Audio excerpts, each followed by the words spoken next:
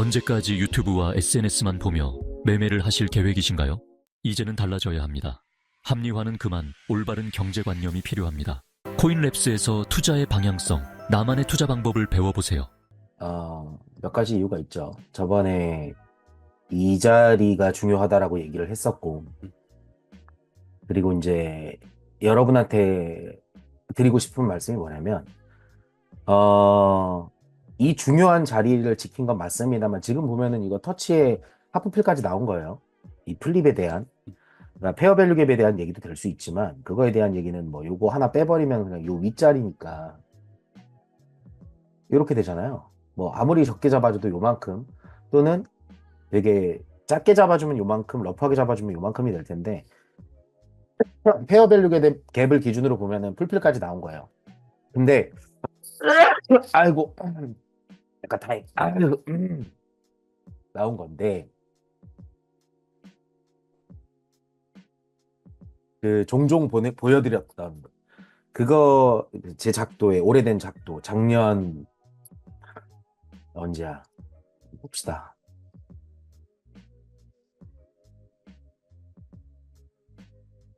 이거죠, 이거. 이 작도 작년 11월에 올렸던 그래서 여러분들한테 이거 아니다. 요겁니다. 요거 11월. 그다음에 이건가? 10월 25일 날 그렸던 그 작도에 대한 시간이 드디어 온 것 같아요. 그래서 제가 켰고요. 일단 주봉상 보여지는 매물대는 이렇게 되는 게 맞고, 그 다음에 아주 예전 라이브에 그려드렸던 월봉 기준의 작도가 요겁니다. 그것까지도 맞아요. 제가 볼 땐 매우 잘 됐다고 보고, 그거에 대한 페어 밸류 갭도 마찬가지로 잘 됐다고 보여져요. 그러니까 풀필이 나온 모습도 확실하고, 여기서 이제 여러분들한테 보여드리고 싶은 게 요거죠. 제가 전에 그렸던 이 작도에 대한 부분. 시간이 다 됐고 이제 얼마 안 남았다. 그리고 얘는 다른 거 하나가 있었죠. 이렇게 상승도 있었지만, 여기서 몇 가지 설명을 좀 더 하면, 얘를 지우고, 자, 이렇게만 지워보면 이 시간론적 기간에 대한 거, 이제 추가적으로 스케일이 연장되는, 그러니까 조정에 대한 스케일이 더 길어지는, 왜냐하면 이 조정에 대한 스케일이라는 건 이거거든요. 69K에서 내려온 거랑 요거에 대한 거. 그러면 예전에 제가 각도론 이런 거 교육 때 말씀드린 거 있는데, 그거의 원리는 간단해요. 상승을 했든 하락을 했든 얘가, 잠깐 설명을 살짝 드려보면, 자, 여기서 이렇게 올라갔습니다. 얘가 가격이 이렇게 올라갔다 쳐요. 이 올라간 기간이, 그러니까 상승 폭이 여기서 지금 뭐 2570% 잡혀 있는데 이렇게 갖다 쳐. 그리고 여기에 대한 기간이 이렇게 86봉 동안 됐어요. 그럼 같은 기간 동안에 똑같은 힘으로 이 상승의 힘이 상쇄된다면, 그러면 얘는 기간 동안 똑같이 빠지게 되는 거예요. 이거를 우리는 결국 V파동이라고 얘기를 하는데, 그러니까 V파동의 일종이라고 얘기를 해요. 그러니까 되돌림 파동이죠. 근데 이게 이전의 상승 파동의 힘을 완전히 상쇄시킨 거에 대한 얘기인데, 이걸 지금 왜 말씀을 드리냐면, 맞아요. 교육생만의 팁이었습니다. 근데 어디 갔어? 이거 지워주면 안 돼. 뭐 지운 거지? 이건 안 되지. 네, 여기 보시면, 자, 코로나 이후에 상승한 파동, 그리고 그 이전 파동부터 측정한 거지만, 얘는 뭐 이전 차트도 있는데, 일단 현재 시점만 기준으로 보면 그래요. 69K 도달한 지점까지 보고, 그 도달한 지점부터 빠진 파동에 대한 힘의 세기는 그걸 다 되돌렸어요. 현재 올라온 70K는. 그러면 저 파동은 저때 69K에서 하락했던 건 다 상쇄됐다. 그 매도의 힘은 상쇄됐다라는 얘기고, 그거에 대한 예시로 제가 거래량을 언급해 드린 적이 있어요. 라이브 할 때. 이거 되게 의문스럽다. 아마 요쯤 제가 요걸 언급했을 거예요. 거래량이 의심스럽다가 요때쯤인가 아마 이거 잘 봐봐라. 그러면서 이상하다. 나는 이상하게 생각한다라고 그 당시 라이브 보시면 있을 겁니다. 근데 이걸 굳이 언급하는 이유는, 이 전체 상쇄된 스케일이랑 그렇게 해서 나눠진 그 봄, 여름, 가을, 겨울 사이클에 대한 얘기랑 해서 계산된 파동이 늘어지는 게 현재까지로는 얘가 연장이에요. 그 다음부터는 다시 요 스케일이 시작돼야 되는 건데 계산을 다시 해야 되는 건데 지금은 그렇게 봤을 때 매우 중요한 위치에 있다를 여러분한테 한번 말씀드려보고 싶어서 얘를 굳이 꺼냈고요. 지금 얘가 상승한 거에 대한 거 이렇게 얼마 안 남았죠. 이제 가야 됩니다. 빠졌더라도 가줘야 돼요. 이 초록색은 경계를 넘어가도 상관없어요. 여러분한테 이해를 돕기 위해서 제가 저렇게 그냥 그려놓은 거고 얘가 상승할 스케일이 얼마 남지 않았다. 그리고 그 반대인 하락에 대한 개념도 마찬가지예요. 이 하락에 대한 개념도. 지금 그림을 제가 이해를 시키기 위해서 이렇게 해놓은 건데 이거조차도 사실 여기다 갖다 붙이면 여기 파동이 길어진 거니까 갖다 붙이면 별반 차이가 없어요. 그리고 그 추가적인 걸 계산한 게 여기 해놨죠. 여기까지. 그러니까 하락의 스케일이 지금 현재 앞에서 그렸던 스케일대로라면 딱 이 정도 수준을 벗어나면 안 된다. 더 길어지면 안 된다라고 저는 보고 있는 거예요. 25년 2월 달 정도까지는 얘가 파동이 연장이 돼도 옆으로 시간적 조정이 길어져도 여기까지는 이제 여기가 마지노선이다라고 저는 보고 있고요. 그렇게 해서 이 큰 트렌드의 주봉을 봤을 때 여러분한테 말씀드리고 싶은 건 지금 2024년 8월 12일이니까 2월 17일까지 보면 약 4개월, 6개월 정도 남았죠. 한 반년. 반년 동안에 우리가 볼 수 있는 스케일의 시간이 아직 여유로우니 그 시간 동안에 내가 이 상황에서 당장 11월에 있을 10월인가요? 11월인가요? 대선부터 금리 인하 관련된 것들까지 전부 다 그 스케일 이후에도 더 뒤도 있다라는 얘기예요. 그래서 그것들에 대한 본인의 전략을 주봉 큰 상황에서 큰 트렌드에서도 한번 잡아보셨으면 좋겠고 걔를 먼저 말씀드리고 그 다음에 이제 얘랑 같이 볼게. 일목균형표죠. 자, 주봉 이거 말씀드릴 때 제가 얘기했던 건데 여기 갈 때부터 이미 말씀드렸던 것 같아요. 이쯤 올 때부터 주봉상에서 나오는 스퀴즈가 나올 수 있다. 그러니까 스퀴즈가 나올 수 있고 헤드페이크 나올 수 있다. 바로 그겁니다. 최근에 나온 게 바로 그거고 이게 헤드페이크가 나온 부분, 그러니까 익스펜션 뒤에 벌지 다음에, 그러니까 폭이 가장 넓을 때 그리고 좁아졌을 때 나오는 헤드페이크인데 얘가 우리 헤드페이크는 한쪽으로만 나오진 않잖아요. 양쪽 방향으로 다 나올 수 있죠. 여기서 양쪽 방향으로 다 나온다는 말은 뭐죠? 고점 갱신에 대한 얘기가 될 수 있어요. 고점 근처를 간다든가 그런 갱신에 대한 얘기가 있을 수 있기 때문에 상승 방향에 대한 얘기를 안 할 수는 없는 거고요. 그 다음에 여러분이 한 가지 더 주목하셔야 될 건 주봉상에서 전환선 기준선의 폭값이 그때 줄어들고 있다고 말씀드렸어요. 이 폭값이 줄어들어서 두 개가 붙게 되면 그 일목균형표에서 여러분이 저 일목균형표 지표를 보실 때 변동성을 예고하는 패턴이 있거든요. 그거는 전환선과 기준선이 교차할 때 그 다음에 그러니까 정방향이든 역방향이든 상관없어요. 삼역 호전에 교차든 역전에 교차든 상관없고 그렇게 교차하면서 선이 붙게 될 때요. 근데 이 붙을 때는 기존에 벌어졌던 폭값이 좁아지면서 붙을 때입니다. 이럴 때. 그러면서 걔가 붙어 있을 때. 그러면 지금 주봉상에서 저게 붙어 있다라는 말은 전환선은 9일 계산이고 기준선은 26일 계산이잖아요. 26주, 9주. 이것보다 더 작은 프레임에서 변동성이 있을 수 있다는 얘기예요. 이게 더 작은 프레임에서. 그러면 얘가 변동성이 생기면 얘는 쓸 거 아니에요. 얘가 이렇게 전환선 기준선의 절반값을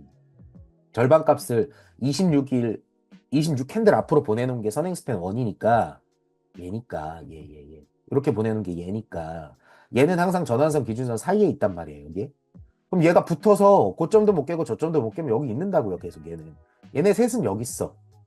근데 이전의 추세의 기간이 계속 지나면서 선행스팬 2가 올라오고 있어요. 얘가 지금 올라오잖아요. 그럼 얘까지 붙어.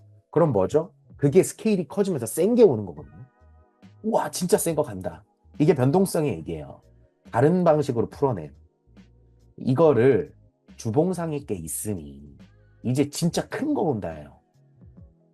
길어져도 크게 길어지는 거고, 센 거 나가도 진짜 큰 거, 센 거 나갈 수 있으니까 여러분 주의하셔야 되고, 다음 후행 스팬이 전환 이제 이때 70K를 찍었던 그 장대봉을 이제 만납니다. 이번 주가 지나고 다음 주가 되면 거기를 통과하게 돼요. 그러면 여러분이 주의하셔야 되는 게 바로 이거죠. 주봉 매물대를 보려고 하는 이유가 이거예요. 장대봉을 지나간다라는 건 장대봉 자리는 한쪽 방향으로 그 매수의 힘이든 매도의 힘이 강력하게 반영된 거잖아요. 장대봉으로 나왔으니까. 장대 양봉이면 매수의 힘이 강력한 거고, 장대 음봉이면 매도의 힘이 한쪽으로만 집중된 겁니다. 시장가로 긁어진 거. 근데 그 자리를 지나간다라는 건 거기가 비어있는 매물대잖아요. 한쪽만 발생된 거니까. 거기를 지나가면 얘가 올라가도 그때 붙었던 요 매물대 위쪽에 생긴 이 매물대를 소화해야 된다는 얘기가 나와요. 그러면 여러분은 이제부터 머리를 쉽게 쓸 수 있어요. 얘가 헤드페이크라고 생각하면 이 당시 거래량보다 작은 거래량이 붙으면서 헤드페이크가 나올 거예요. 왜냐? 스케일이 이거니까. 이 전체에 대한 헤드페이크잖아요. 또는 이 전체에 대한 헤드페이크. 그러니 거래량을 집중해서 내가 큰 스케일로 보겠다 하면 저 당시 거래량보다 작은 거래량이 붙으면서 헤드페이크가 터지고 고점 갱신을 하든 종가 수준 상으로 문제가 생기든, 여기서 종가 수준에서 문제가 생긴다라는 건 다이버전스를 얘기합니다. 그런 형태가 나타날 거고요.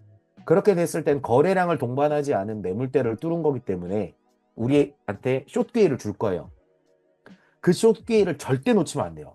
걔를 잡아야만 큰 숏을 들고서 밑에서 얘가 설령 올라간다 해도 걔를 담보로 롱을 또 쳐요. 그러니 이 숏은 놓치면 안 됩니다. 배율을 낮추든 완전히 치고 나서 되돌림해서 잡든 최대한 이 숏은 익절할 거 하시고 나서 들고 있어야 돼요. 만약에 이게 거래량을 동반한 큰 움직임으로 올라간다면 그 숏은 실패하겠죠. 100%. 근데 요 개념은 있으셔야 됩니다. 반대의 개념이니까. 다음. 얘가 그래서 만약에 하락 방향으로 가게 된다면 요 자리를 뚫으면 안 되는 거거든요. 요 자리. 여기. 왜냐면 얘는 이 당시에 만든 시장 구조예요. 그 시장 구조를 뚫어내지 못하는 건데, 그게 이 당시 강력했던 장대봉을 후행이 뚫고 내려오는 겁니다. 그러면 이렇게 되면 얘는 종가 수준이 빠지겠죠. 빠지면 어떻게 됩니까? 여기 혼조세로 갇히는 거죠. 주봉상에서 혼조세로 갇히게 되면 여러분 매매 진짜 힘들어질 수 있어요. 오히려 이게 더 무서워요. 그렇기 때문에 상방으로 보든 하방으로 보든 작은 스케일에서든 거래량 붙는 거, 큰 스케일의 거래량 붙는 거에 주의하시면서 그 포지션을 완익을 되도록이면 하지 말고 좋은 자리 잡으신 거, 새 모이라도 남겨두세요. 제발. 정말로. 진짜 신중한 자리입니다. 여기는. 여러분한테 큰 돈을 안겨줄 수 있는 좋은 자리니까 집중하셔야 돼요. 이거 이제부터 나올 움직임은. 다음 주봉 보셨죠? 이제 넘어가 봅시다. 하나씩 스케일을 내려볼게요. 세모임 매매법. 자, 삼날봉에서는 이미 혼조세예요. 혼조세인데 붙었죠. 얘네가 붙어 있습니다. 앞으로도 붙어 있어요. 근데 여기서 이제 조심하셔야 됩니다. 자, 요 기간이 지나면 다음 주에, 자, 삼날봉인데 다음 주면은 장대봉 만난다 했어요. 이때 상승했던 장대봉을 주봉상에서 만난다 했는데 요거 지나가면 고점 빠져나가죠. 이제 이거 며칠이죠? 하나, 둘, 셋, 넷, 3, 4, 12거든요. 그럼 12개 지나면 고점 빠져나가면서 고점 바로 낮아집니다. 그러면 얘가 여기까지만 낮아졌다 그러면 절반값이 여기니까 전환선은 떨어지겠죠. 그런데 여기서 고점 갱신에만 성공하게 되면, 이 고점만 넘기게 되면 얘는 그때부터 그 가격이, 전환선의 평균값이 여기서 머물게 돼요. 여기서 머물면 기준선 값은 이미 여기입니다. 이미. 기준선도 쓰고 전환선도 서게 되는 거예요. 그러면 얘가 또 붙어. 또 붙으면서 또 변동성이 또 생길 수 있어요. 그러니까 이 변동폭을 계속 유지하고 갈 수 있다는 거예요. 근데 다만 여기서 중요한 건 얘가 삼날봉에서 나타난 저 큰 기간값에 대한 게 붙어 있다는 얘기죠. 그럼 주봉에서 봤던 거랑 똑같은 거죠. 계산해 보시면 바로 알잖아요. 이거는 9, 26, 52 중에 얘는 3날봉이고 주봉은 7일짜리잖아요. 그럼 바로 곱하기 때려보면 알죠. 어려우면 계속 보고서 공부하세요. 다음 날봉으로 넘어갑니다. 자, 날봉 넘어가면 아까 3날봉에서 보다시피 그 주요 매물대를 돌파하는 걸 실패하고 얘가 결국 그러니까 후행이 실패한 거예요. 후행 스팬이 실패하면서 고점이 계속 떨어지면서 저점 갱신이 된 차트잖아요.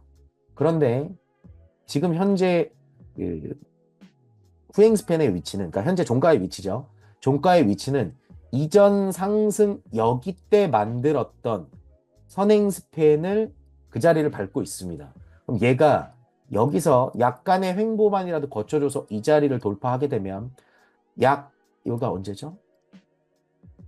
여기까지 약 28봉, 약 24일이죠. 24일 안에 선택을 해야 되는 상황이 와요. 위냐 아래냐를. 이때도 변동성이 생길 수 있는 거예요. 왜냐면 강제적으로 선택을 해야 되니까 매물대를 소화해야 되잖아요. 떨어졌다가 가든 이건 되돌림이죠. 떨어졌다가 가는 거. 그래서 소화하는 거. 그쵸? 그 다음 그대로 올라가는 건 횡보치고 올라가는 개념이 될 테니까 소파동 얘는 마무리고 파동은 그러면 이렇게 되는 거겠죠. 이거 이해하시죠? 어렵지 않습니다. 주두님이 말씀하신 거 그건 그냥 그대로 일목으로 푸는 것 뿐이니까. 다음 날 이룸 코인랩스에서는 더 많은 동영상을 준비 중입니다. 다음 영상이 궁금하시다면 홈 화면 링크를 확인해 주세요.